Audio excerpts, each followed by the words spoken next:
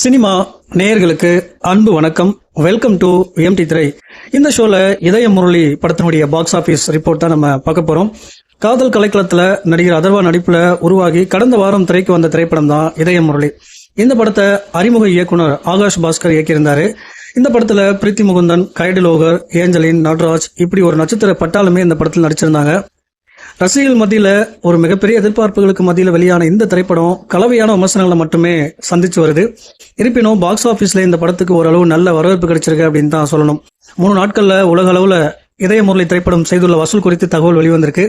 So அதன்படி பார்த்தீங்கன்னா 3 நாட்கள்ல உலக அளவுல இந்த படம் 12 கோடிக்கு மேல வசூல் பண்ணியிருக்கு. இனி வருகிற நாட்கள்ல இந்த படத்தினுடைய வசூல் எப்படி இருக்கும் அப்படிங்கறத நம்ம பொறுத்திருந்து பார்க்கலாம். ஓகே கைஸ், அடுத்த அப்டேட்ல சந்திக்கிறேன். நன்றி, வணக்கம்.